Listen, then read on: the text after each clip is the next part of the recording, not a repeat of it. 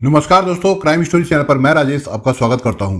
दोस्तों, आज मैं आपको अपराध की जिस वारदात के बारे में बताने जा रहा हूं, वो वारदात मुंबई महाराष्ट्र में हुई थी। तो चलिए दोस्तों, इस वारदात के बारे में हम लोग विस्तार से जानते हैं। 6 मई 2017 की बात है। दिन के यही कोई 9 बज रहे थे। नवी मुंबई के उपनगर रबाले के सिलफाटा रोड स्थित MICD के बीच से बहने वाले नाले पर एक सुनसान जगह पर काफी लोग इकट्ठा थे। इसकी वजह यह थी कि नाले की घनी झाड़ियों के बीच प्लास्टिक का एक बैग पड़ा था। उसमें एक शव था। यह हत्या का मामला था, इसलिए किसी जागरूक नागरिक ने इसकी सूचना पुलिस कंट्रोल रूम को दे दी। चूंकि घटना स्थल नवी मुंबई के थाना MICD के अंतर्गत आता था, इसलिए पुलिस कंट्रोल रूम से सूचना मिलते ही थाना प्रभारी चंद्रकांत काटकर ने चार्ज रूम में ड्यूटी पर तैनात सहायक इंस्पेक्टर अमर जगादले को बुलाकर डायरी बनवाई और तुरंत सहायक इंस्पेक्टर प्रमोद जाधव, अमर जगादले और कुछ सिपाहियों को लेकर घटना स्थल के लिए रवाना हो गए। घटना स्थल पर पहुंचकर थाना प्रभारी चंद्रकांत काटकर ने वहां एकत्र भीड़ को हटाकर उस प्लास्टिक के बैग को झाड़ियों से बाहर निकलवाया। बैग में भरा शव किसी महिला का था। हत्या के बाद शव को ठिकाने लगाने के लिए वहां पर फेंका गया था। घटना स्थल की कार्रवाई निपटाकर चंद्रकांत ने धड़ को पोस्टमार्टम के लिए भिजवा दिया, लेकिन पोस्टमार्टम के लिए भेजने से पहले उन्होंने DNA जांच के लिए सैंपल सुरक्षित करवा लिए थे। मृतका के बाकी अंग न मिलने से पुलिस समझ गई कि हत्यारा कोई ऐरा गैरा नहीं, बल्कि काफी होशियार और शातिर था। खुद को बचाने के लिए उसने सबूतों को नष्ट करने में कोई कसर नहीं छोड़ी थी। शव के साथ ऐसी कोई चीज नहीं मिली थी जिससे उसकी शिनाख्त हो सकती। शव के निरीक्षण में पुलिस को उसकी बाह पर गणेश भगवान का एक टैटू दिखाई दिया था। इससे ये तो स्पष्ट हो गया था कि मृतका हिंदू थी, लेकिन सिर्फ एक टैटू से शिनाख्त होना संभव नहीं था। फिर भी पुलिस को उम्मीद की एक किरण तो मिल ही गई थी। घटना स्थल की कार्रवाई निपटाकर थाना प्रभारी थाने लौटे और सहायकों के साथ बैठकर विचार विमर्श के बाद इस मामले को सुलझाने की जिम्मेदारी इंस्पेक्टर प्रमोद जाधव को सौंप दी। मामले की जांच की जिम्मेदारी मिलते ही प्रमोद जाधव ने तुरंत मुंबई और उसके आसपास के सभी छोटे बड़े थानों को वायरलेस संदेश भिजवाकर ये पता लगाने की कोशिश की कि किसी थाने में किसी महिला की गुमशुदगी तो नहीं दर्ज है।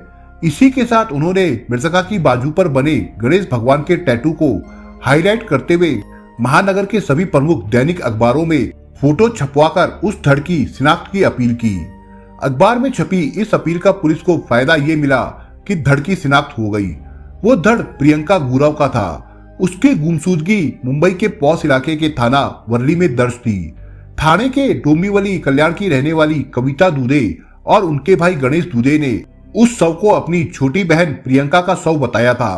अखबार में खबर छपने के अगले दिन सवेरे कविता दूधे अपने भाई गणेश दूधे के साथ थाना MICD पहुंची और चंद्रकांत काटकर से मिलकर वहां पर बने गणेश भगवान के टैटू से आशंका व्यक्त की थी कि वो शव उनकी बहन प्रियंका का हो सकता है, क्योंकि 5 मई 2017 से वो गायब है। ससुराल वालों के अनुसार वो सुबह किसी नौकरी के लिए इंटरव्यू देने घर से निकली थी तो लौटकर नहीं आई थी। कविता ने बरामद धड़ देखने की इच्छा जाहिर की, क्योंकि वो उस टैटू को पहचान सकती थी। प्रियंका ने अपनी बाह पर वो टैटू उसी के सामने बनवाया था। चंद्रकांत ने कविता और गणेश को धड़ दिखाने के लिए इंस्पेक्टर प्रमोद जाधव के साथ अस्पताल के मोर्चरी भिजवा दिया।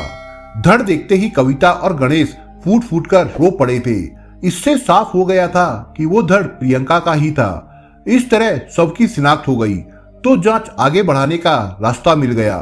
अब पुलिस को ये पता लगाना था कि प्रियंका की हत्या क्यों और किसने की। पूछताछ में प्रियंका की बहन कविता और भाई गणेश ने बताया था कि प्रियंका ने वर्ली स्थित PWD के सरकारी आवास में अपने परिवार के साथ रहने वाले सिद्धेश गुरव से 30 अप्रैल 2017 को प्रेम विवाह किया था। भाई बहन ने प्रियंका को इस विवाह से मना किया था। इसकी वजह यह थी कि ना सिद्धेश उससे विवाह करना चाहता था और ना ही उसके घर वाले चाहते थे कि सिद्धेश प्रियंका से विवाह करे। आखिर हुआ वही जिसकी उन्हें आशंका थी।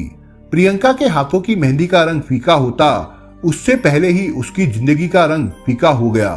इसके बाद पुलिस ने मृतका के पति सिद्धेश और उसके घर वालों को थाने बुलाकर पूछताछ की तो उन्होंने भी वही सब बताया जो कविता और गणेश बता चुके थे। उनका कहना था कि 5 मई की सुबह इंटरव्यू के लिए गई प्रियंका रात को भी घर लौटकर नहीं आई तो उन्हें चिंता हुई।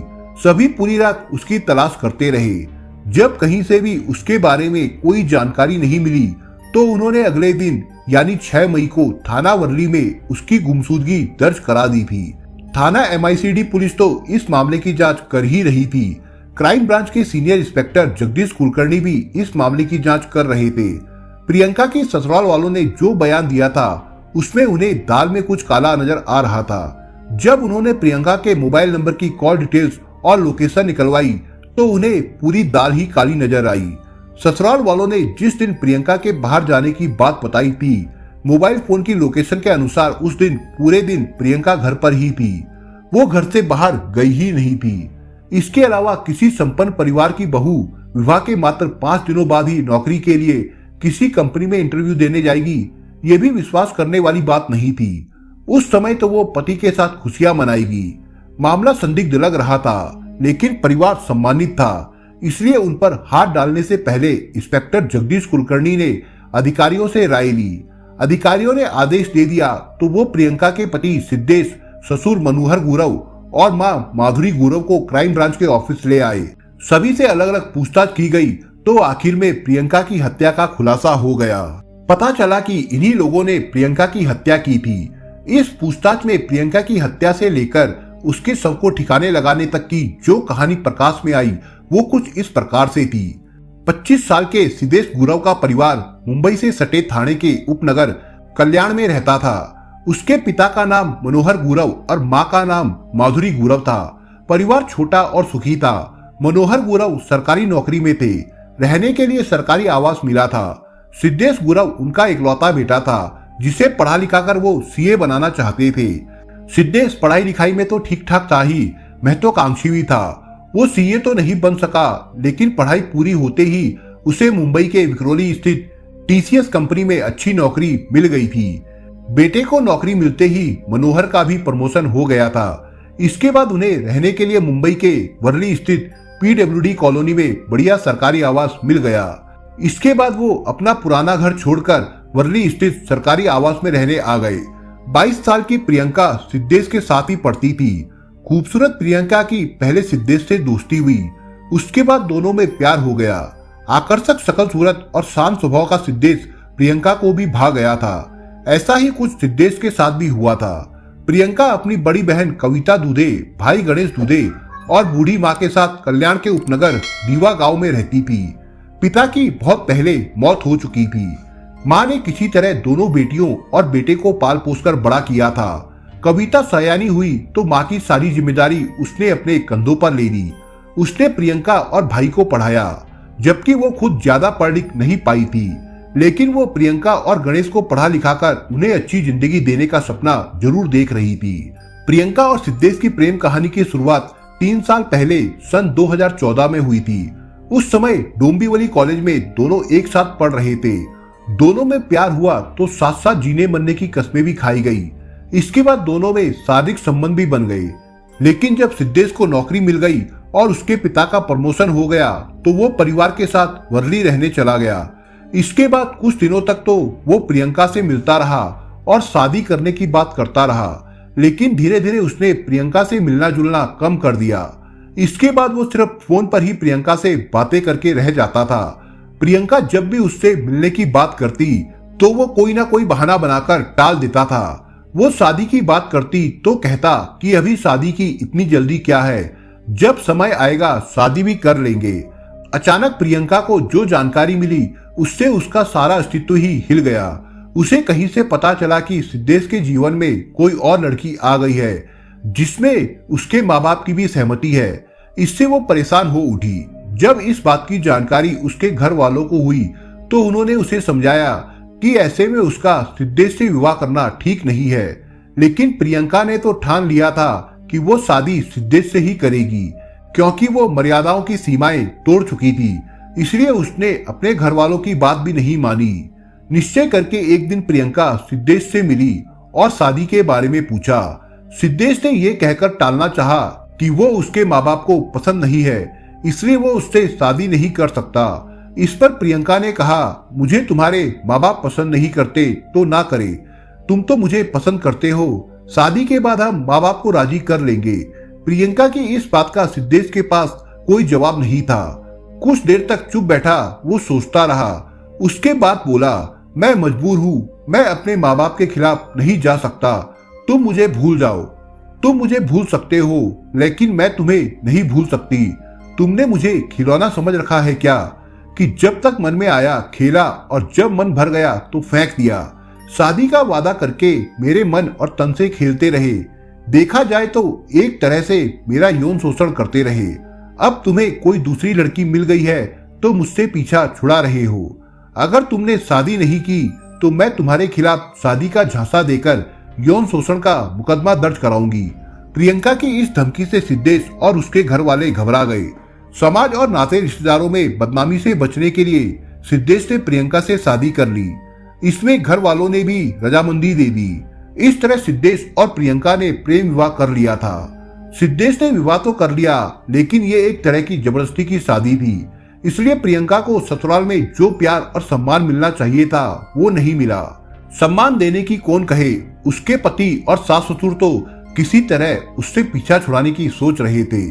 इसके लिए सिद्धेश और उसके माँ बाप ने साजिश रचकर 4 और 5 मई 2017 की रात प्रियंका जब गहरी नींद में सो रही थी तब सिद्धेश ने उसके मुंह पर तकिया रखकर उसे हमेशा के लिए सुला दिया। प्रियंका की हत्या के बाद जब उसके शव को ठिकाने लगाने की बात आई तो सिद्धेश और उसके माँ बाप ने डोंबिवली के रहने वाले अपने परिचित अपराधी प्रवृत्ति के दुर्गेश कुमार पटवा से संपर्क किया। प्रियंका के शव को ठिकाने लगाने के लिए उसने 1 लाख रुपए मांगे। सौदा तय हो गया तो दुर्गेश ने मदद के लिए डोंबिवली के ही रहने वाले अपने मित्र विशाल सोनी को सेंट्रो कार सहित बुला लिया। विशाल के आने पर दुर्गेश ने प्रियंका के शव को बाथरूम में ले जाकर उसके 11 टुकड़े किए। शव के टुकड़े करने के लिए हथियार वे अपने साथ लाए थे। शव के टुकड़ों को अलग अलग प्लास्टिक के बैगों में अच्छी तरह से पैक कर विशाल ने उन्हें कार में रखा और रात में ही धड़ को रबाले के नाले में तो सिर को ले जाकर शाहपुरा के जंगल में फेंका। शव ठिकाने लग गया तो 6 मई को सिद्धेश अपने माँ बाप के साथ थाना वर्ली पहुंचा और प्रियंका की गुमशुदगी दर्ज करा दी। उन्होंने तो सोचा था कि सब ठीक हो गया है लेकिन 3 दिनों बाद ही सब गड़बड़ हो गया। जब क्राइम ब्रांच के इंस्पेक्टर जगदीश कुलकर्णी ने पूछताछ के लिए उन्हें अपने ऑफिस बुला लिया। मामले का खुलासा होने के बाद उन्होंने सभी को थाना MICD पुलिस के हवाले कर दिया। सिद्धेश, उसके पिता मनोहर तथा मां माधुरी से पूछताछ कर मामले की जांच कर रहे प्रमोद जाधव ने 12 मई 2017 को दुर्गेश पटवा को डोंबिवली से तो 14 मई को विशाल सोनी को भी उसके घर से सेंट्रो कार सहित गिरफ्तार कर लिया। इनकी निशानदेही पर पुलिस ने प्रियंका के सिर तथा बाकी अंगों की राख बरामद कर ली थी। सबूत जुटाकर पुलिस ने सिद्धेश गुरव, उसके पिता मनोहर गुरव, मां माधुरी गुरव, दुर्गेश कुमार पटवा और विशाल सोनी को अदालत में पेश किया, जहां से सभी को जेल भेज दिया गया। दोस्तों, आप अगर चैनल पर नए हो तो आप चैनल को सब्सक्राइब करने के साथ कमेंट बॉक्स में इस कहानी के बारे में अपने विचार जरूर लिखिएगा। मिलता हूं एक नई कहानी के साथ, तब तक के लिए अपना ख्याल रखिएगा। धन्यवाद।